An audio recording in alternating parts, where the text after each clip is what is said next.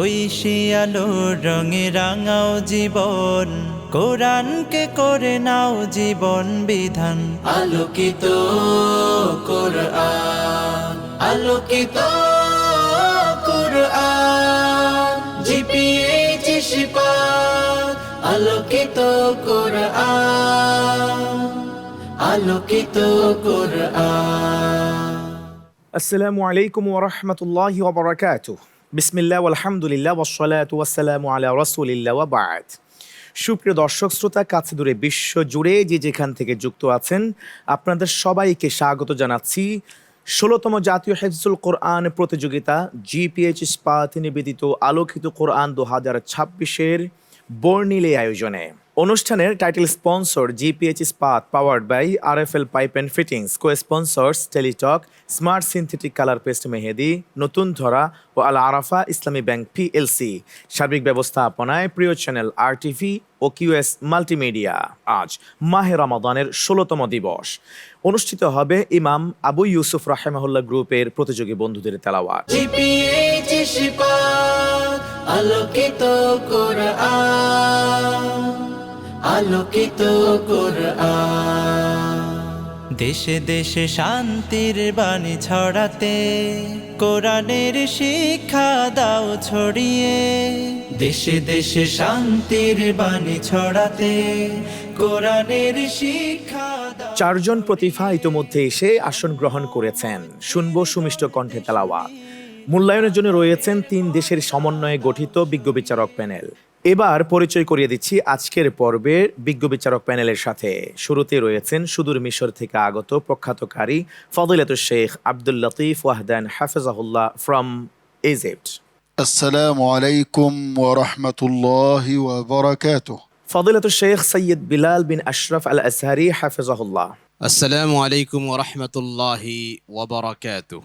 ফদিলাতুশ শেখ সৈয়দ বিলাল আব্দুল্লাহ আলী আল আকবরি হাফিজাহুল্লাহ from Yemen. আসসালামু আলাইকুম ওয়া রাহমাতুল্লাহি ওয়া বারাকাতুহু। ওয়ালাইকুম আসসালাম ওয়া রাহমাতুল্লাহি ওয়া বারাকাতুহু। বিজ্ঞ বিচারক ত্রয় আলোকিত এই মঞ্চের আজকের তেলাওয়াতের অনুষ্ঠানে আপনাদের ৩ জনকে সুস্বাগতম জানাচ্ছি। এবার পরিচয় করে দিচ্ছি আজকের পর্বের আমন্ত্রিত মেহমানের সাথে। সম্মানিত মেহমানের আসন অলংকৃত করেছেন ঐতিহ্যবাহী তামিরুল মিল্লাত কামিল মাদ্রাসার সুযোগ্য প্রধান মুফাসসির ফদিলাতুশ শেখ মাওলানা গাজী আবুল কাশেম হাফিজাহুল্লাহ। আসসালামু আলাইকুম ওয়া রাহমাতুল্লাহ। ওয়ালাইকুম আসসালাম ওয়া রাহমাতুল্লাহ। আপনাকে সুস্বাগতম জানাচ্ছি সম্মানিত অতিথি। প্রিয় দর্শক শ্রোতা, পরিচিত হয়েছি আজকের পর্বের তেলাওয়াত করতে যাওয়া 4 প্রতিভার সাথে, বিজ্ঞ বিচারক প্যানেল, আমন্ত্রিত অতিথির সাথে। তো আর কালক্ষেপণ নয়, এই পর্যায়ে শুরু করছি ১৬তম জাতীয় হিফজুল কোরআন প্রতিযোগিতা জিপিএইচ ইস্পাত নিবেদিত আলোকিত কোরআন ২০২৬-এর তৃতীয় রাউন্ডের সর্বশেষ তথা ৫ম গ্রুপের প্রতিযোগী বন্ধুদের তেলাওয়াত। শুরুতেই আসবে গোপালগঞ্জের বন্ধু হাফেজ সালমান আল ফারসি। জিপিএইচ শিপাত, আলোকিত কোরআন, আলোকিত কোরআন। আসসালামু আলাইকুম ওয়া রাহমাতুল্লাহি ওয়া বারাকাতুহু। وعليكم السلام ورحمة الله وبركاته. حافظ سلمان فارسي، أهلا وسهلا. اقرأ بداية من الوجه إلى قوله تعالى: أعوذ بالله من الشيطان الرجيم وكلهم آتيه يوم القيامة فردا. أعوذ بالله من الشيطان الرجيم. بسم الله الرحمن الرحيم. ويزيد الله الذين اهتدوا هدى والباقيات الصالحات خير عند ربك ثوابا وخير مردا. أفرأيت الذي كفر بآياتنا وقال لأوتين مالا وولدا. أطلع الغيب أم اتخذ عند الرحمن عهدا. كلا سنكتب نكتب ما يقول ونمد له من العذاب مدا ونرثه ما يقول ويأتينا فردا واتخذوا من دون الله آلهة ليكونوا لهم عزا كلا سيكفرون بعبادتهم ويكونون عليهم ضدا ألم تر أنا أرسلنا الشياطين على الكافرين تؤزهم أزا فلا تعجل عليهم إنما نعد لهم عدا يوم نحشر المتقين إلى الرحمن وفدا ونسوق المجرمين إلى جهنم وردا لا يملكون الشفاعة إلا من اتخذ عند الرحمن عهدا وقالوا اتخذ الرحمن ولدا لقد جئتم شيئا إدا تكاد السماوات يتفطرن منه وتنشق الأرض وتخر الجبال هدا أن دعوا للرحمن ولدا وما ينبغي للرحمن أن يتخذ ولدا إن كل من في السماوات والأرض إلا آتي الرحمن عبدا لقد أحصاهم وعدهم عدا وكلهم آتيه يوم القيامة فردا حسبك. صدق الله مولانا العظيم মাশাআল্লাহ মাশাআল্লাহ। সালমান ফার্সি, জানবো বিজ্ঞ বিচারকের কাছ থেকে কেমন করেছে ফদিলাতু শেখ। ما شاء الله. حافظ سلمان لا يوجد في التلاوة إلا كل جميل، ولكن عليك ضبط المسافات في الغنن، يعني النون المشددة. মিশরের সম্মানিত বিচারক যেটা বলেছে তেলাওয়াত মাশাআল্লাহ সুন্দর হয়েছে, কিন্তু গুন্না আল ওয়াজিবা মিম সাদ্দা নুন সাদ্দাহের যে গুন্নাগুলি আছে বেশি হয়ে যাচ্ছে, ইদগামের যে গুন্নাটা আছে সেটা বেশি হয়ে যাচ্ছে, আর একটু কম হবে। বারাকাল্লাহু ফিক। জাযাকুমুল্লাহ খাইরান। সালমান ফার্সির তেলাওয়াতের ব্যাপারে মূল্যায়ন জানবো সম্মানিত অতিথির কাছ থেকে ফদিলাতু শেখ। আলহামদুলিল্লাহ, তার তেলাওয়াত শুরু থেকে শেষ পর্যন্ত যতটুকু করেছে সে কোনো জায়গায় কিন্তু থামেনি, সুন্দরভাবে তেলাওয়াত করতে পেরেছে। তাজবিদের দিক খেয়াল করলে সে আরো ভালো করতে পারবে ইনশাআল্লাহ। ইনশাআল্লাহ। ধন্যবাদ আপনাকে সম্মানিত অতিথি সালমান ফার্সি। ফি আমানিল্লাহ। আসসালামু আলাইকুম ওয়া রাহমাতুল্লাহি ওয়া বারাকাতুহু। ওয়ালাইকুম আসসালাম ওয়া রাহমাতুল্লাহি ওয়া বারাকাতুহু। এগিয়ে চলেছে জিপিএইচ ইস্পাত নিবেদিত আলোকিত কোরআন 2026-এর এই বর্ণিল আয়োজন। এবার ডেকে নিচ্ছি আজকের পর্বের পরবর্তী প্রতিভাকে, এবারের প্রতিযোগী হাফেজ মুস্তাফা মাহমুদ। জিপিএইচ ইস্পাত আলোকিত কোরআন, আলোকিত কোরআন। আসসালামু আলাইকুম ওয়া রাহমাতুল্লাহি ওয়া বারাকাতুহু। ওয়ালাইকুম আসসালাম ওয়া রাহমাতুল্লাহি ওয়া বারাকাতুহু। মুস্তাফা মাহমুদ, কেমন আছো তুমি? আলহামদুলিল্লাহ উস্তাদ, আপনি কেমন আছেন? আলহামদুলিল্লাহ। যেখান থেকে আমি তেলাওয়াত করব সেই পৃষ্ঠার শুরু থেকে পড়বে, কেমন? ঠিক আছে। اقرأ من قول الله سبحانه وتعالى بعد أعوذ بالله من الشيطان الرجيم قالوا إنا كنا قبل في أهلنا مشفقين. أعوذ بالله من الشيطان الرجيم. بسم الله الرحمن الرحيم. أفسحر هذا أم أنتم لا تبصرون اصلوها فاصبروا أو لا تصبروا سواء عليكم إنما تجزون ما كنتم تعملون إن المتقين في جنات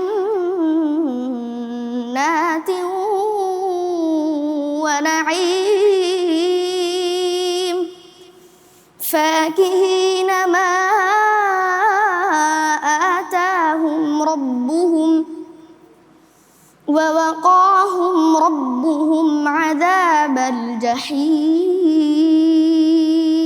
আবার পড়ো إن المتقين في جنات ونعيم فاكهين بما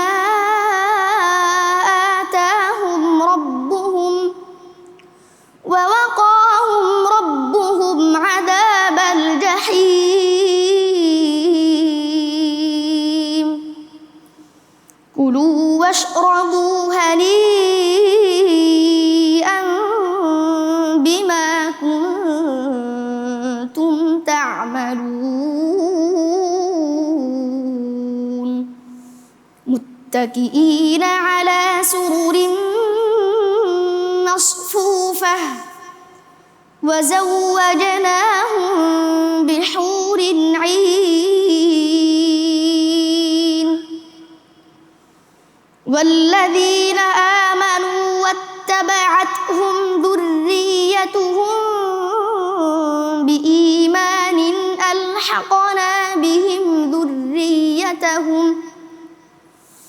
ألحقنا بهم ذريتهم وما ألتناهم من عملهم من شيء كل امرئ بما كسب رهين وأمددناهم بفاكهة ولحم مما يشتهون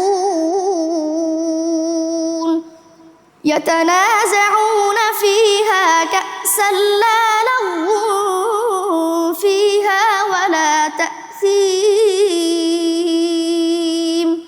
ويطوف عليهم غلمان لهم كأنهم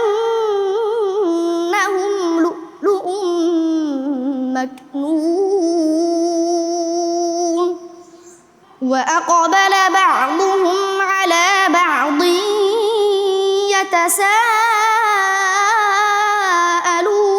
يتساءلون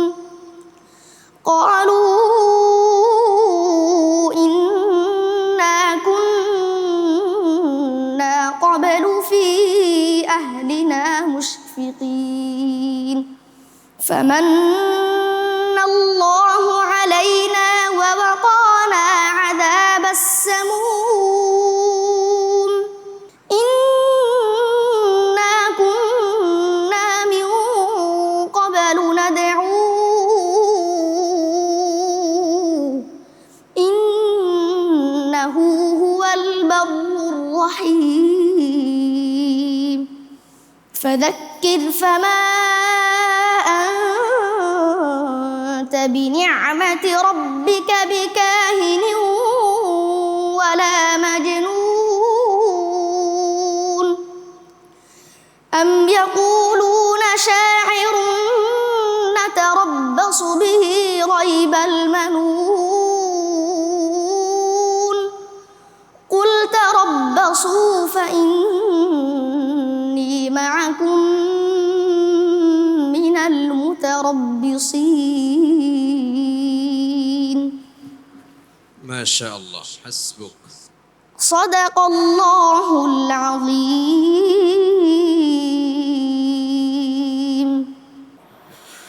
মাশাআল্লাহ, মুস্তফা মাহমুদ তেলাওয়াত আমরা শুনলাম। কোনো কারেকশন আছে কিনা, পরামর্শ থাকলে জানবো বিজ্ঞ বিচারকের কাছ থেকে, প্লিজ। মোস্তফা মাহমুদ ছোট মানুষ কিন্তু অসাধারণ তেলাওয়াত করেছে, বিশেষ করে সুরের ধারাবাহিকতাটা খুবই চমৎকার ছিল। তবে তাজবিদের বিষয় যদি বলতে হয় সেটা হচ্ছে মাদ্দে আরত লিসসুকুন, মাদ্দে আরজিটা যতগুলি মাদ্দে আরজি পড়েছে ম্যাক্সিমাম মাদ্দে আরজিগুলি বেশি হয়েছে। এতটা বেশি টান দেওয়া কোনোভাবেই যাবে না, ঠিক আছে? আরেকটু কম হবে, বাকি সব ঠিক ছিল। মাশাআল্লাহ, অসাধারণ পড়েছে। ধন্যবাদ আপনাকে বিজ্ঞ বিচারক। যাব আমাদের সম্মানিত অতিথির কাছে। আলহামদুলিল্লাহ, আমাদের আজকের এই প্রতিযোগী খুব সুন্দর তেলাওয়াত করেছে, সাহসী ভাবেই সে তেলাওয়াত করেছে। আমরা তার উত্তরোত্তর উন্নতি কামনা করি। ধন্যবাদ আপনাকে সম্মানিত অতিথি। মুস্তফা মাহমুদের জন্য অনেক দোয়া রইল। আশা করছি ইনশাআল্লাহ তাআলা তুমি পরামর্শটি মাথায় রাখবে, কেমন? ইনশাআল্লাহ। আসসালামু আলাইকুম ওয়া রাহমাতুল্লাহি ওয়া বারাকাতুহু। ওয়ালাইকুম আসসালাম ওয়া রাহমাতুল্লাহি ওয়া বারাকাতুহু। আমি তো ব্যবহার করেছি 600। 600? 600 কি? আরে 600 শুনেন নাই? 600 শোনেন? 600 শোনেন নাই? 600 এটাই বাস্তব। বন্ধু, 600 হলো জিপিএইচ ইস্পাতের 600 গ্রেডের রড। 600তে পিলার হয় সরু, তাই রুমগুলো হয় খোলামেলা। ভূমিকম্পে বিল্ডিং দুলবে কিন্তু সহজে ভেঙে পড়বে না। কম রডের খাঁচায় ঢালাই ঢুকে বেশি, পিলারের শক্তি হয় বেশি। জিপিএইচ কোয়ান্টামের 600 মানেই শক্ত ভিত, খরচ কম, নিশ্চিত। চলছে তৃতীয় রাউন্ডের সর্বশেষ গ্রুপের প্রতিযোগিতা। আজকের এই পর্বে তেলাওয়াত পরিবেশন করছে ইমাম আবু ইউসুফ রাহেমাহুল্লাহ গ্রুপের 4 সেরা প্রতিভা। দেখছিলেন জাতীয় হিফজুল কোরআন প্রতিযোগিতা জিপিএইচ ইস্পাতে নিবেদিত আলোকিত কোরআন 2026-এর এই বর্ণিল আয়োজন। অনুষ্ঠানের title sponsor GPH Ispat, powered by RFL pipe and fittings, cosponsors Teletalk, smart synthetic colour paste মেহেদি, নতুন ধরা ও আল আরাফা ইসলামী ব্যাংক পিএলসি।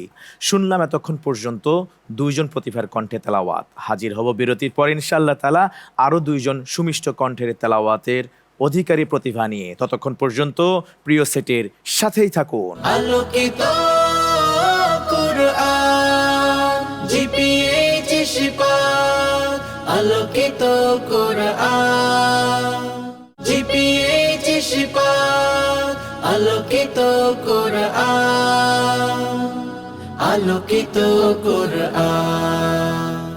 আসসালামু আলাইকুম ওয়া রাহমাতুল্লাহি ওয়া বারাকাতুহু। স্বাগত আরও একবারের মতো প্রিয় দর্শক শ্রোতা, আপনারা দেখছেন 16তম জাতীয় হিফজুল কোরআন প্রতিযোগিতা জিপিএইচ ইস্পাতে নিবেদিত আলোকিত কোরআন 2026-এর তৃতীয় রাউন্ডের সর্বশেষ প্রতিযোগিতা। অনুষ্ঠানের title sponsor GPH Ispat, powered by RFL pipe and fittings, cosponsors Teletalk, smart synthetic colour paste মেহেদি, নতুন ধরা ও আল আরাফা ইসলামী ব্যাংক পিএলসি। এবার ডেকে নিচ্ছি আজকের পর্বের পরবর্তী প্রতিভাকে। এবারের প্রতিযোগী হাফেজ আব্দুর রহমান তামিম। জিপিএইচ ইস্পাত, আলোকিত কোরআন, আলোকিত কোরআন। السلام عليكم ورحمة الله وبركاته. وعليكم السلام ورحمة الله وبركاته. عبد الرحمن تميم، كيف حالك؟ الحمد لله. الحمد لله رب العالمين. اقرأ من قوله تعالى بعد أعوذ بالله من الشيطان الرجيم. يا أيها الناس أنتم الفقراء إلى الله والله هو الغني الحميد. أعوذ بالله من الشيطان الرجيم. بسم الله الرحمن الرحيم. وما يستوي البحران هذا عذب فرات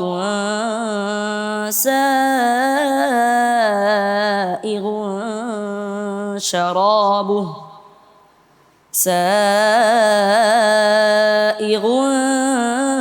شرابه وهذا ملح أجاج ومن كل تأكلون لحما طريا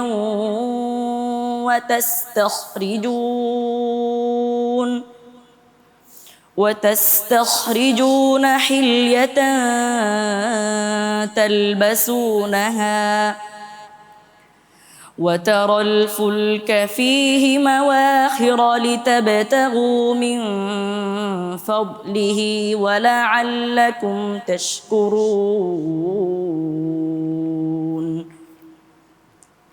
يولج الليل في النهار ويولج النهار في الليل وسخر الشمس والقمر كل يجري لأجل مسمى ذلكم الله ربكم له الملك والذين تدعون من دونه ما يملكون من قطمير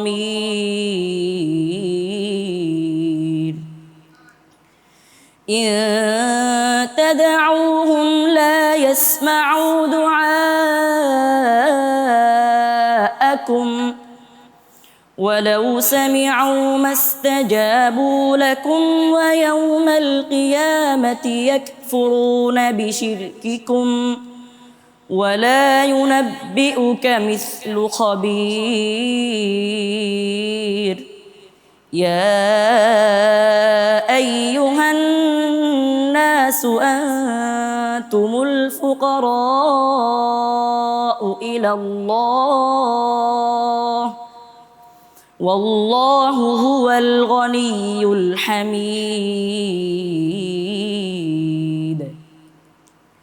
إن يشأ يذهبكم ويأتي بخلق جديد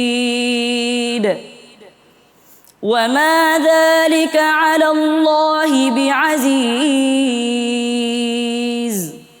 ولا تزر وازرة وزر أخرى وإن تدع مثقلة إلى حملها لا يحمل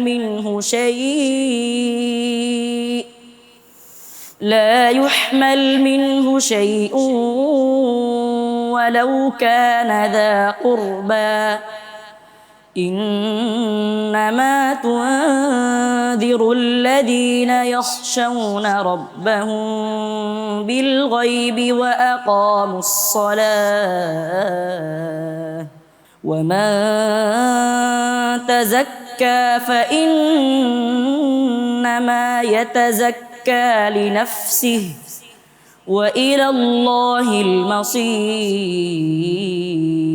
المصير ما شاء الله شندر ما شاء الله صدق الله العظيم আব্দুর রহমান তামিম, ভালো আছো আল্লাহর রহমতে? আলহামদুলিল্লাহ।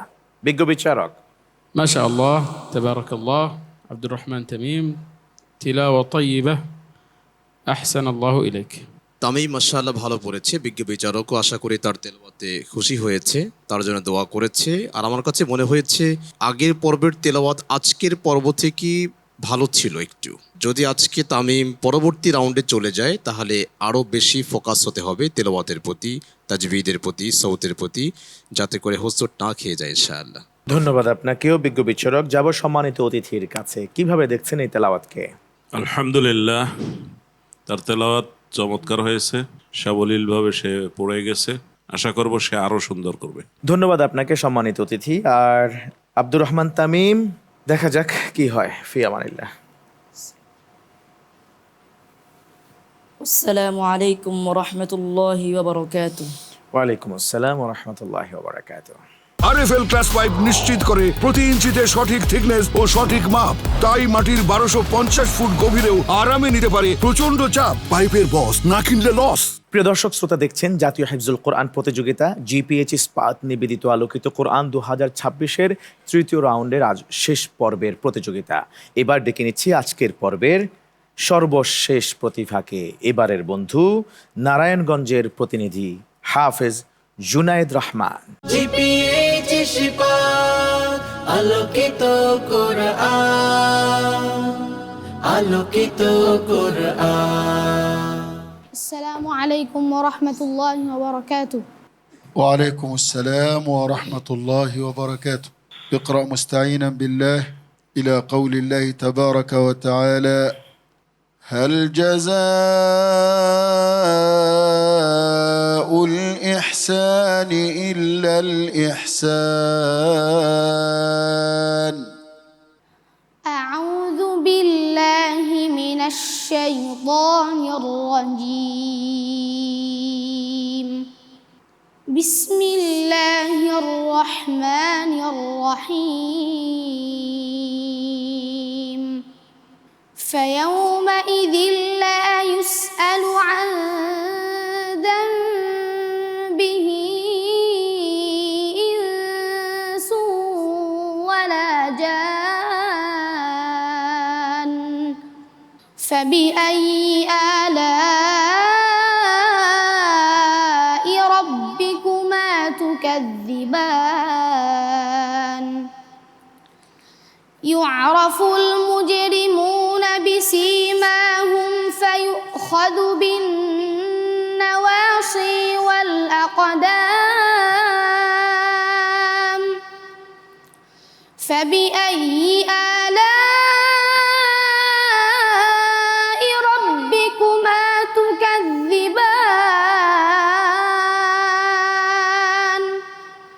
هذه جهنم التي يكذب بها المجرمون.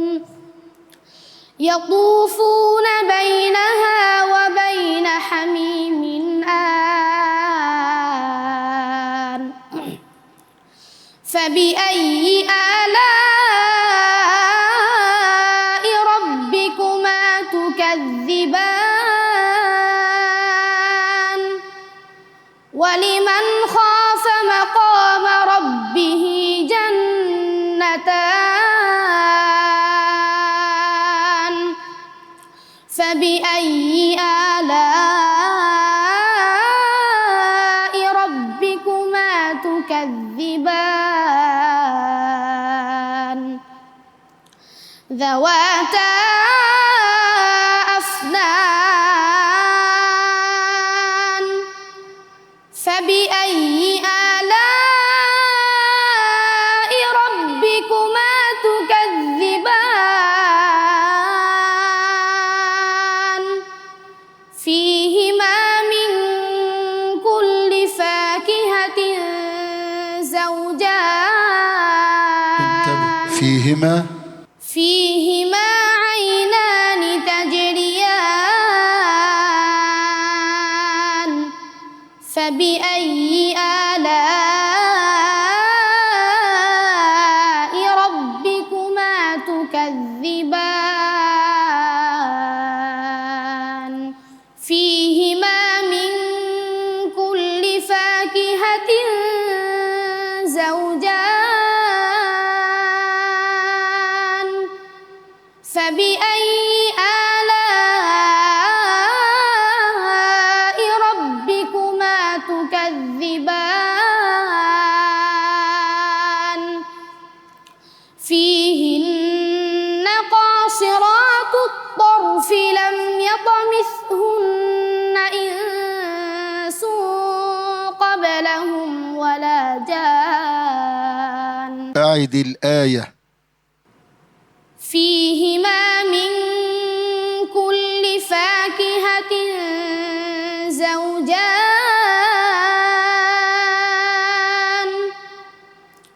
فبأي آلاء ربكما تكذبان. أعد بداية من قول الله تبارك وتعالى: فيهما عينان تجريان. فيهما عينان تجريان. فبأي آلاء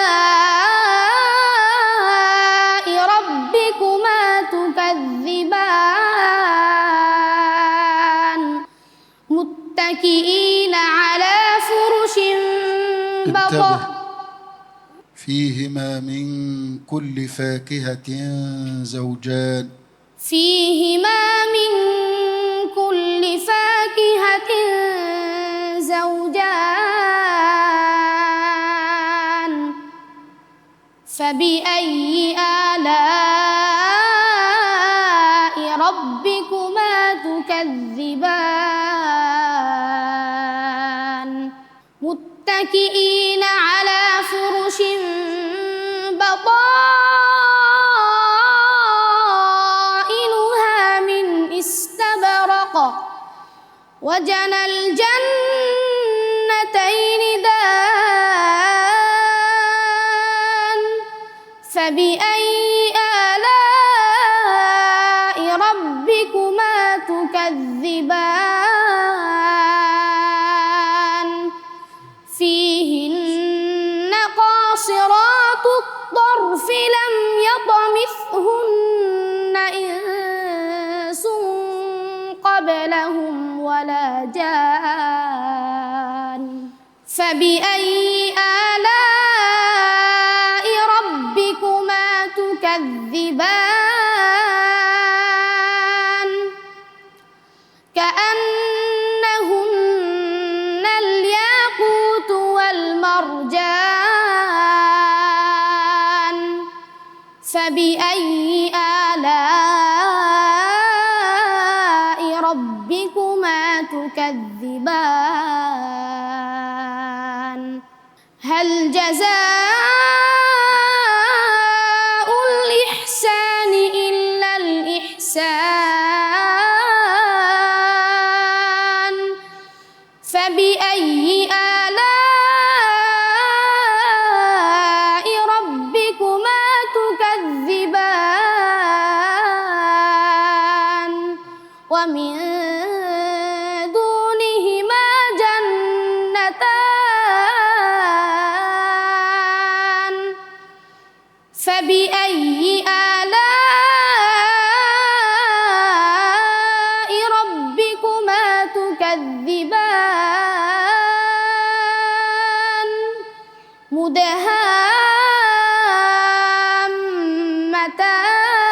مدهامتان فبأي آلاء ربكما تكذبان فيهما عينان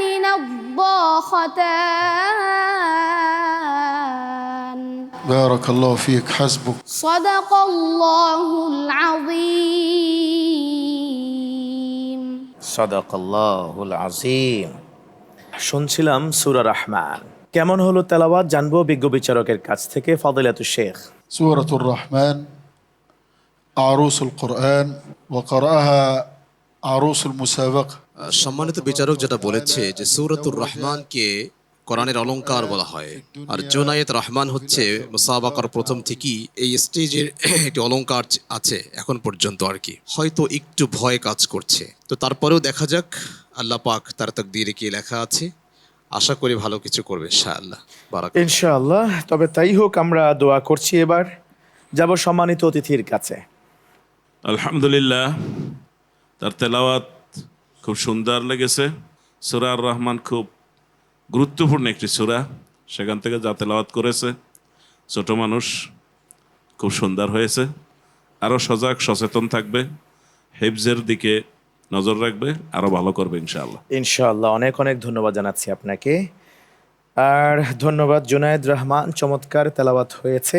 দেখা যাক ফলাফল কি বলে। কেমন? ফি আমানিল্লাহ। আসসালামু আলাইকুম ওয়া রাহমাতুল্লাহি ওয়া বারাকাতুহু। ওয়ালাইকুম আসসালাম। প্রিয় দর্শক শ্রোতা, দেখছিলেন জাতীয় হিফজুল কোরআন প্রতিযোগিতা জিপিএইচ ইস্পাত নিবেদিত আলোকিত কোরআন 2026-এর বর্ণিল আয়োজন।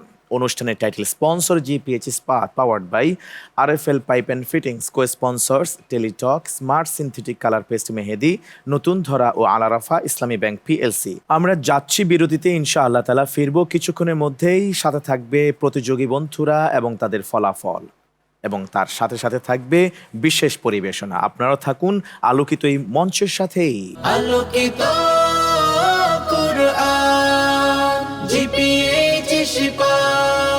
আলোকিত কোরআন।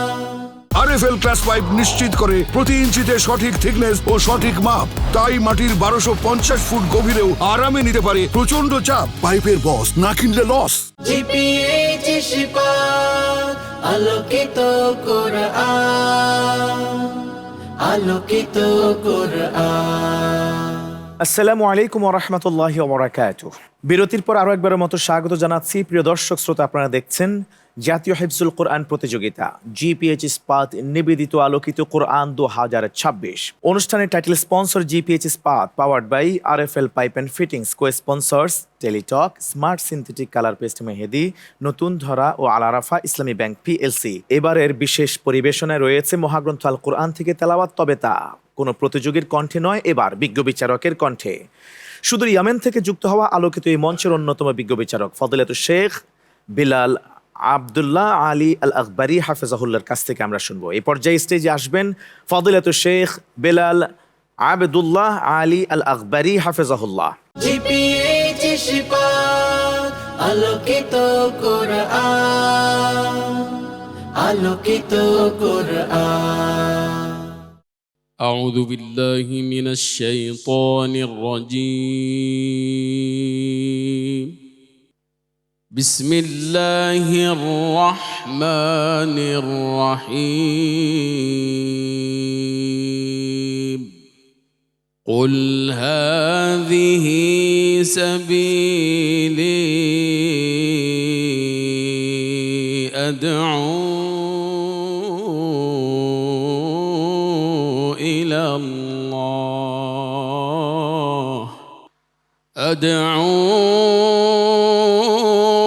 إلى الله على بصيرة أنا ومن اتبعني وسبحان الله وما أنا من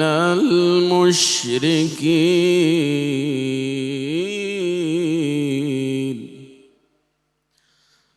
وما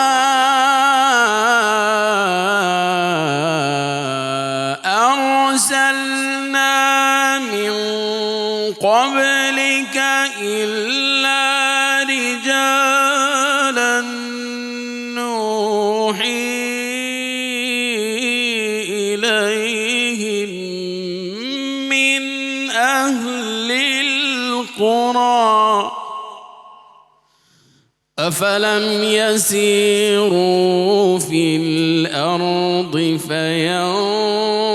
فينظروا كيف كان عاقبة الذين من قبلهم ولدار الآخرة خير للذين اتقوا أفلا تعقلون.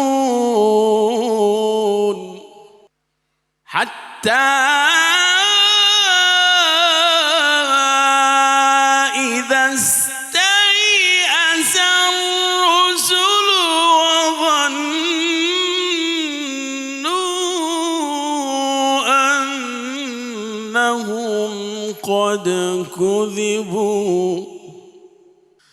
وظنوا أنهم قد كذبوا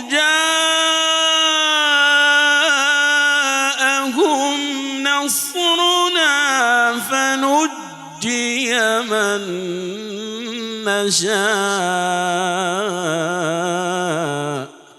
فنجي من نشاء ولا يرد بأسنا عن القوم المجرمين. لقد كان في قصصهم عبرة لأولي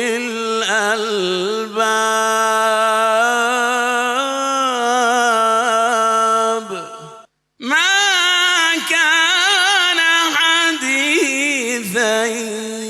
يفترى ولكن تصديق الذي بين يديه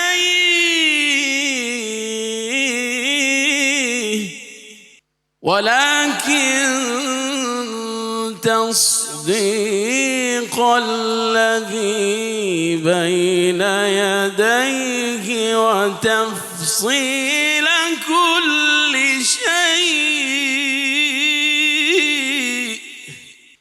وتفصيل كل شيء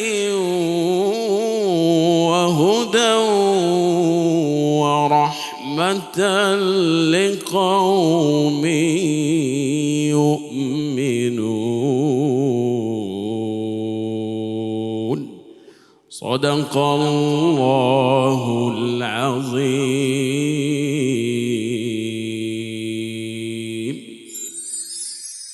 আরএফএল ক্লাস 5 নিশ্চিত করে প্রতি ইঞ্চিতে সঠিক থিকনেস ও সঠিক মাপ, তাই মাটির 1250 ফুট গভীরেও আরামে নিতে পারে প্রচন্ড চাপ। পাইপের বস, না কিনলে লস। এতক্ষণ পর্যন্ত আপনারা দেখছিলেন আজকের এই পর্বের বিশেষ পরিবেশনাটি। উপস্থাপন করলেন ফজিলত শেখ বেলাল আব্দুল্লাহ আলী আল আকবরী হাফিজাহুল্লাহ, যিনি ইয়ামেন থেকে যুক্ত হয়েছেন আলোকিত এই মঞ্চের এবারের বিজ্ঞ বিচারক। প্রিয় দর্শক শ্রোতা, আর কালক্ষেপণ নয়, এই পর্যায়ে ঘোষণা করব জিপিএইচ ইস্পাত নিবেদিত আলোকিত কোরআন 2026-এর তৃতীয় রাউন্ডের পঞ্চম গ্রুপ তথা ইমাম আবু ইউসুফ রাহিমাহুল্লাহ গ্রুপের 4 প্রতিভার ফলাফল ঘোষণা করবার আগে স্টেজে ডেকে নেব 4 প্রতিযোগী বন্ধুকে। দেশে দেশে শান্তির বাণী ছড়াতে কোরআনের শিক্ষা দাও ছড়িয়ে, সাম্য মৈত্রীর গড়তে সুনীর আধারের পর্দা দাও সরিয়ে।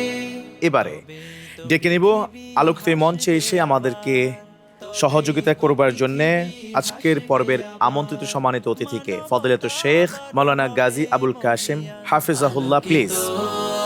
কোরআন আলোকিত কোরআন, জিপিএইচ ইস্পাত আলোকিত কোরআন। প্রিয় দর্শক শ্রোতা, এই পর্যায়ে ঘোষণা করছি ইমাম আবু ইউসুফ রাহিমাহুল্লাহ গ্রুপের প্রতিযোগী বন্ধুদের ফলাফল। শুরুতেই যেই প্রতিভার নাম ঘোষণা করছি, তিনি কোয়ালিফাই করেছেন পরবর্তী রাউন্ডের জন্য, হাফেজ আব্দুর রহমান তামিম। এসো এসো নিয়ে যাও ঐশী আলো, শুনে যাও কোরআনের। ওয়েল ডান, মাশাআল্লাহ মাশাআল্লাহ। এসো এসো নিয়ে যাও ঐশী আলো, শুনে যাও কোরআনের আহ্বান। ঐশী আলো এবার ঘোষণা করব গ্রুপ চ্যাম্পিয়নের নাম। ইমাম আবু ইউসুফ রাহিমাহুল্লাহ গ্রুপের সর্বাধিক নাম্বার প্রাপ্ত হয়ে পরবর্তী রাউন্ডের জন্য মনোনীত প্রতিভা হাফেজ সালমান ফারসি। আলোকিত Quran. Well done, group champion Salman Farsi. এবার গলায় মেডেল পরিয়ে দিবেন আমন্ত্রিত সম্মানিত অতিথি, আর মেডেল নিয়ে আসবে আহমেদ ইউসা বিন মামুন। দাও ছড়িয়ে দেশে দেশে শান্তির বাণী ছড়াতে, কোরআনের শিক্ষা দাও ছড়িয়ে, সাম্য মৈত্রীর গড়তে সুনীর আধারের পর্দা। ইফতারের সময় যেহেতু একেবারে সন্নিকটে, এই পর্যায়ে ঘোষণা করব বিদায়ী প্রতিভার নাম হাফেজ মুস্তফা মাহমুদ।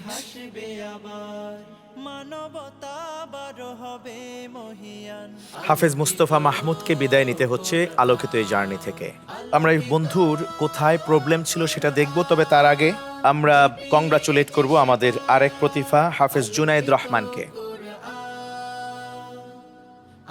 জুনায়েদ রহমান, ওয়েল ডান। প্রিয় দর্শক শ্রোতা, আমাদের ছোট্ট বন্ধুর তেলাওয়াতে কোথায় ত্রুটি ছিল আমরা জানবো এই পর্যায়ে। আজকের তেলাওয়াতের অংশ বিশেষ দেখার মাধ্যমে চলুন দেখে নেওয়া যাক। ইন্নাল মুত্তাকিনা ফি জান্নাতিন ওয়া নাঈম ফাকিহিনা মা আতাহুম রাব্বুহুম ওয়া ওয়াকাহুম রাব্বুহুম আযাবান الجحيم আবার পড়ো। إن المتقين في جنات ونعيم মুস্তফা মাহমুদ, যতগুলি মাদ্দে আরজি পড়েছে ম্যাক্সিমাম মাদ্দে আরজিগুলি বেশি হয়েছে। এতটা বেশি টান দেয়া কোনোভাবেই যাবে না। জানলাম আমাদের বন্ধুকে আরো কোথায় শ্রম দিতে হবে, সময় দিতে হবে। আমাদের বিদায়ী বন্ধুর জন্য থাকছে আকর্ষণীয় গিফট হ্যাম্পার, মূল্যবান ক্রেস্ট, সম্মাননা, সার্টিফিকেট। জিপিএইচ ইস্পাত আলোকিত কোরআন, আলোকিত কোরআন। দেশে দেশে শান্তির বাণী ছড়াতে কোরআনের শিক্ষা দাও ছড়িয়ে, দেশে দেশে শান্তির বাণী ছড়াতে। দেখছিলেন জাতীয় হিফজুল কোরআন প্রতিযোগিতা জিপিএইচ ইস্পাত নিবেদিত আলোকিত কোরআন 2026-এর বর্ণিল আয়োজন। অনুষ্ঠানের title sponsor GPH Ispat, powered by RFL pipe and fittings, cosponsors Teletalk, smart synthetic colour paste মেহেদি, নূতন ধরা ও আল আরাফা ইসলামী ব্যাংক পিএলসি। সার্বিক ব্যবস্থাপনা ছিল প্রিয় চ্যানেল RTV ও কোরআন সুন্নাহ মাল্টিমিডিয়া। আজ এই পর্যন্তই, ইনশাআল্লাহ তাআলা দেখা হবে আগামীকাল একই সময় আপনাদের প্রিয় চ্যানেল RTVর পর্দায়। শুরু করব নতুন আরো একটি রাউন্ড, থাকবে অনন্য মেধার অধিকারী প্রতিভারা। ততক্ষণ পর্যন্ত আপনারাও থাকুন আলোকিত এই মঞ্চের সাথেই। ওয়াসসালামু আলাইকুম ওয়া রাহমাতুল্লাহি ওয়া বারাকাতুহু।